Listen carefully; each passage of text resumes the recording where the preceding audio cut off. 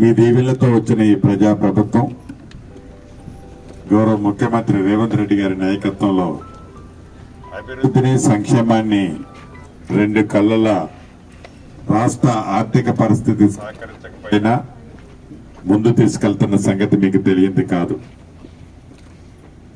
దాంట్లో భాగంగా ఒకప్పుడు కరెంట్ అంటే ఎప్పుడు వస్తుందో ఎప్పుడు పోతుందో, అసలు వస్తుందా రాదా, రైతులు రాత్రుల పూట కరెంట్ వచ్చిందని వాళ్ళు చాలా దగ్గరికి వెళ్ళినప్పుడు అనేక సందర్భాల్లో పేద రైతన్నలు పాము కాటుకో తేలికాటుకో బలైన సందర్భాల్లో కోకోలను చూశాం. ఉచిత కరెంటు కాన్సెప్ట్ ని ఆనాడు దివంగత నేత కాంగ్రెస్ ముఖ్యమంత్రిగా వైఎస్ రాజశేఖర రెడ్డి గారు ఈ రాష్ట్రంలో దేశంలో ఏ రాష్ట్రము ప్రవేశపెట్టని విధంగా ప్రవేశపెట్టి అద్భుతంగా రైతన్నలకు ఉచిత కరెంట్ ఇచ్చింది కాంగ్రెస్ ప్రభుత్వం. తదుపరి రాత్రిపూటే కాదు పగలపూట కూడా కరెంటు ఫుల్గా ఇస్తామని చెప్పిన మన ప్రభుత్వం ఈనాడు రైతన్నలకు ఎక్కడా ఇబ్బంది లేకుండా ఉచిత విద్యుత్తు రాత్రి పగలు అని తేడా లేకుండా ఇస్తున్నాం. దీంట్లో భాగంగా గ్రీన్ ఎనర్జీని ఉత్పత్తి మరింత చేయాలని, అందులో భాగంగా సౌరశక్తికి సంబంధించింది ప్రధానంగా ఈ రాష్ట్ర ప్రభుత్వం ఈనాడు ఫోకస్ చేసి విద్యుత్కి పెద్దపీట మన పేదింటి ప్రభుత్వం ఈనాడు తెలంగాణ రాష్ట్రంలో చేపట్టింది.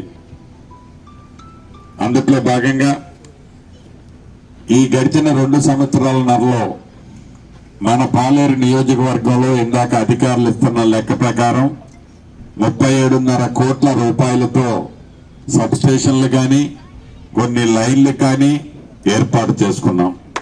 ఈ 37.5 కోట్లే కాకుండా ఇంకా 9 కోట్లు పెట్టి ఇళ్ల మీద పోయిన హైటెన్షన్ లైన్లు, ఇళ్లకు ఆనుకొని ఉన్న కరెంటు లైన్లు అన్నిటిని కూడా మనం వచ్చిన తర్వాతే ఇప్పుడు కొన్ని దశాబ్దాల నుంచి ఇబ్బంది పడుతున్న ఆ ఇంటి ఓనర్లకి విముక్తి కల్పించి వాటన్నిటిని కూడా తీసేయడం జరిగిందని చెప్పడానికి గర్వపడుతున్నాను.